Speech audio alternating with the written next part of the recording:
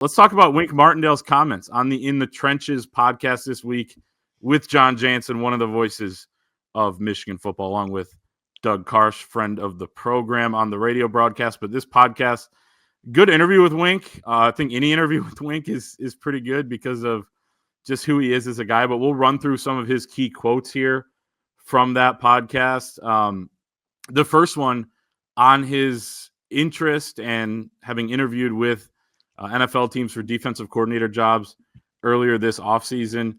This is Wink Martindale saying, quote, I said when I came here, this was an exciting time for me. It was different, obviously, going from the NFL back to college, but it would take a lot for me to go back to the NFL. Really, I told Ward and Sherrone when I took this job, I would listen to anyone. And I think where I'm at in my career, really, I deserve the right to do that. It was one of those things where if it wasn't perfect, where things weren't perfect anywhere or anything else, I'm going to stay at Michigan because I do love it here. That's not recruiting. That's not anything else. I do love it here. I love the players here. We had a lot of fun, especially towards the end of the year, and I'm looking forward to starting all that over again. I love that, like, there's just no BS with Wink, like him saying, he absolutely deserves to be able to interview with whoever he wants. I never faulted, Michigan's coaches for doing that. Minter, obviously had an interview before he came back the next year. Jim Harbaugh with multiple interviews during his tenure at Michigan. And he's back, and I think that the defense should be pretty good. He told us in this exclusive with the Wolverine in the football preview that, hey, if they back the Briggs truck up, I've already told Ward and Sherrone that I would listen, so there were no surprises to us. It's a little surprising to me that he didn't get an offer, I think.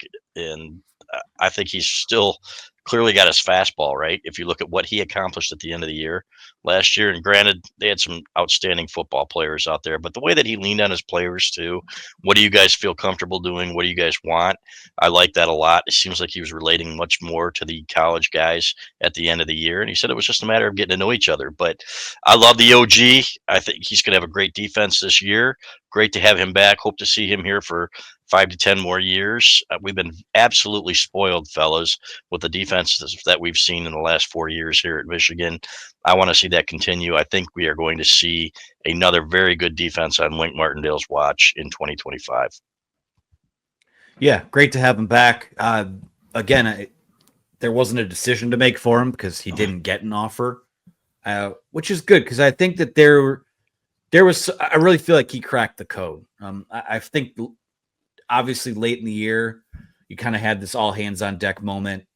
What felt like to me started with the second half of that Indiana game, but I think when they were limited in the secondary, they had to dial back the playbook just a little bit, just to run your meat and potato stuff, but do it at a high level, execute it, play fast. And I think they sort of cracked the code there. And now you have these guys who figured it out. They're in the second year of his system because it is slightly different. I know he came from that Baltimore Ravens tree, but now you can kind of pile back on a little more and hopefully they're a little bit deeper. I think they are in a few spots, still have a few question mark spots as well. But the fact that he's back, I just feel like continuity is so important for these defenses, especially running the system that they want to run. So glad to have him back. Glad to, I appreciate the transparency. We get so many canned quotes from college football coaches and, when their agendas might lie elsewhere. I love that Wink will always tell you where he stands. And guess what? He knows if he keeps receipts too. So glad to have him back. Excited to see what the defense looks like moving forward. Yeah, there was a former coordinator at Michigan who I won't name who would say a lot or would talk a lot, but wouldn't say a lot with what he was saying. Wink Martindale, yeah, you know exactly where he stands on any topic, and is absolutely transparent there. Talking about his own career. Rayshon Benny, a guy who is going to step into a starting role this year. Wink Martindale says Rayshon Benny goes in for Kenneth Grant at the end of the Ohio State game. Look at the two pass rushes he put on to win the game against Ohio State. He's going to be a fun guy to watch. He knows what he needs to work on, and he knows what it's going to take for him to get to the next level. Of course, Rayshon Benny, Michigan's fifth-year senior defensive tackle who the deck is cleared for him to be a starter finally after Mason Graham and KG, Kenneth Grant, headed to the NFL. But I think this could be a really big year for him. They've added some more bodies in there through the transfer portal at defensive tackle. Wink said he's going to be fine and thinks they have a good depth on the interior of the defensive line, which is good to hear. It's pre-spring ball, so we'll see. But that was not the case last season. I thought the starters had to play too many snaps. Benny got hurt at one point in the year, which stressed things even more. If they're not going to be as good at the top end in there, but if you can have more depth and keep guys fresh, I think that could be big and help mitigate the losses that are KG and Mason Graham, which are massive. His strength on the bull rushes against Ohio State, if you go back and watch that game on the last series, right? And then against Alabama, how he stood in there against some really good offensive linemen, strong offensive linemen, and the bull rush there and the way he was handling his gap responsibilities. This guy has a chance to be an all Big Ten first team player. And that is exactly what it takes to win with defense at this level, is great defensive line play. So he is not Mason Graham. There will not be another Mason Graham here for a long, long time. Don't care what anybody says. He's the best interior defensive lineman that I've ever seen at Michigan.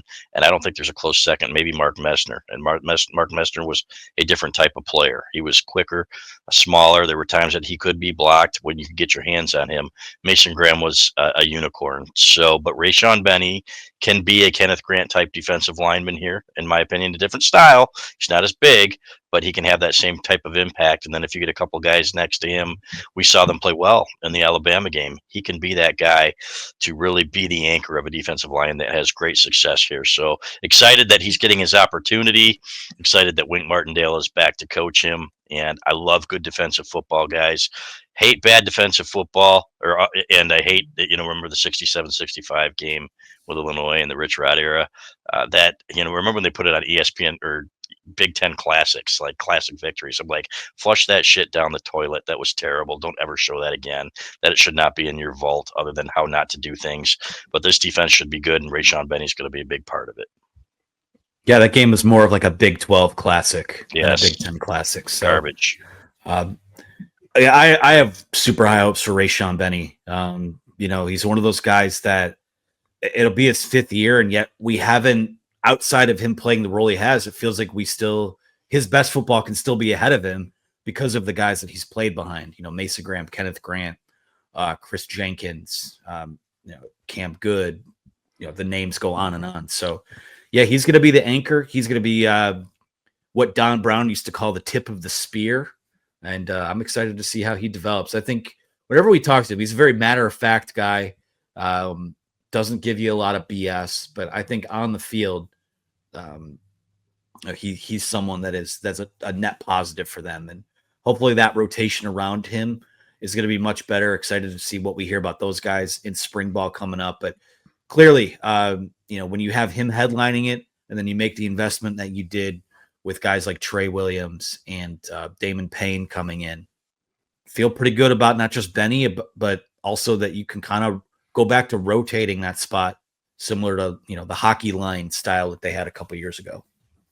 Think of the bullet that Rayshon Benny dodged by not sticking with his initial commitment. He's won a lot of games here. He's going to help these guys this season. Was, of course, committed to a different Big Ten school, Michigan State, before he flipped on signing day. Jayshon Barham may play some edge this year for Michigan. Wink Martindale says not as much maybe as a full-time switch, maybe at times. He said, I think we did last year with him as well. I think what we need to do for him is practice him more on the edge, more than we did last season, but still use him in the same ways that we have. And it all depends on how some of these young linebackers came along to the inside guys, because Brian Jean Mary has done a heck of a job changing that room around. The talent we brought in is going to be fun to watch for years to come. Yeah, you can't just move him if you don't have another guy that could play at that level. Jimmy Rolder's one of them, but they seem to like to rotate three. That would take Barham out of that rotation.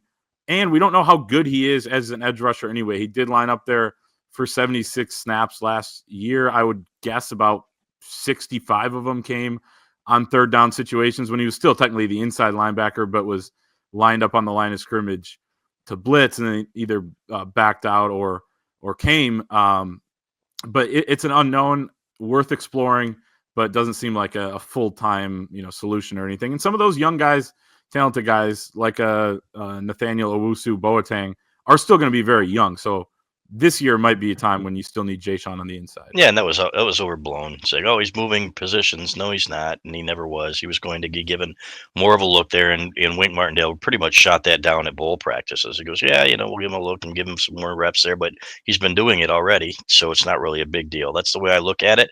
I do think he has a skill set to get to the quarterback. He's got to show better discipline when he gets there sometimes, and not be hitting guys late and pulling up at times. So, but if he does that, I think he's got the ability to really provide something in pass rush from that position on occasion.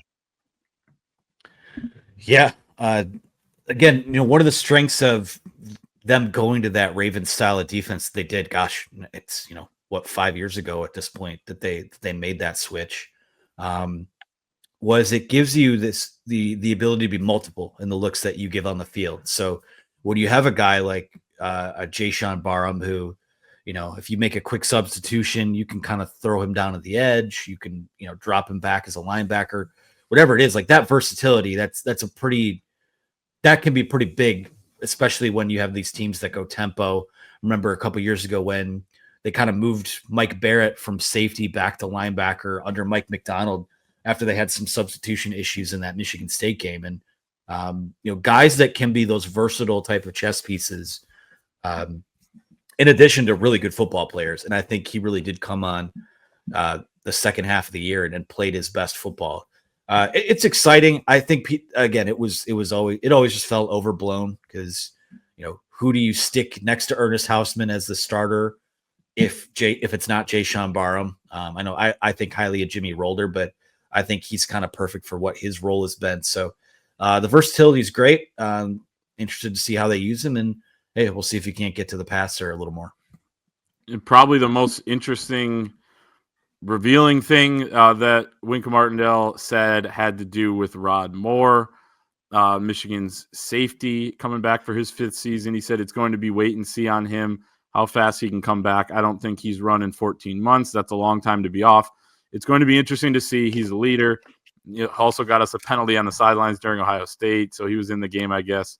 Is the best way to, or into the game, I guess, is the best way to say it. He's a great guy. We're looking forward to him coming back on his terms when he's ready to go. Now, it hasn't been 14 months since he ran because he got injured last March, and it's March 6th right now, but it's been a while, apparently, that he hasn't started running yet. That's a bit concerning, and I wonder what his status will be for spring football. At the same time, when Rod Moore gets healthy or 100%, whenever that is, he's going to add a big boost. And you did add some safety depth the last 2 off seasons. So you could absorb this loss. But like we said, we said this a year ago when he got hurt. It's not just like, oh yeah, a number there, or it stresses your depth or this or that. This is a game-changing player. So if he's not healthy, that, it's less than encouraging, but it's still very early and a long time to go before the season. I think when he says he's not running, he's not sprinting, he's not cutting. I think he's doing some light running from what we've heard. So that's a little bit different, obviously, than going full bore. But at the same time, Sherrone Moore did tell one of our guys, Pete Nakos, that he expected Rod Moore back by 200% by the summer. And I trust him. I trust the trainers, and I trust Rod Moore to know what's best for his body. They need him out there. He's going to be an outstanding football player here in his last year, and an outstanding quarterback, more importantly, for that defense. So need him on the field. I expect him back, and excited to see him and what he can do out there. It's just going to make that defense even better. I can't wait to see it. I mean, you're dropping an all-American caliber guy back into your secondary. And one of the bigger questions, and I'm actually writing something on this right now, is where's he going to fit in that secondary? Do you move him down to nickel and he kind of finds that Mikey Sainer still sort of role on that defense as sort of the quarterback on the back end? Or is he too good a safety to move him from that role that he was in already? Go back every once in a while, I feel like almost once a month, I go back and watch that Rose Bowl, and that might be, one of the best games he ever put on tape at Michigan, at least to this point. So super impressive stuff from Rod Moore. But yeah, he's a captain. He's an all-American type of player. And I think that if he comes back, gosh, let's just say, obviously you want him to make a full recovery, but if he's even just a few ticks away from what he was, I think that's going to be a huge boost for them. Mm-hmm. And you have two captains back in general, Max Bredesen and Rod Moore. You don't often have that for a full offseason, two guys that have already been captains on your team. So he's already added a lot there. But you just for him personally, like you just want him to get up back on that field. So, yeah, doesn't sound like when you heard Summer from Sherrone Moore in that interview, it was like, okay, is that a Summer like when Aiden Hutchinson probably could have gone in spring ball, but they held him out before 2021, or is that he needs until the summer? Sounds like the latter, but even then, you still have some time to get up to speed, because 2 years ago, Rod Moore missed first couple games of the season and then wasn't really himself the majority of the way, and then started to play incredible football, as you mentioned, Anthony, with the Rose Bowl, with the Ohio State game before that. So this could be earlier than that, and that could help. But that's Wink Martindale, some of his key quotes there on the In the Trenches podcast with John Jansen.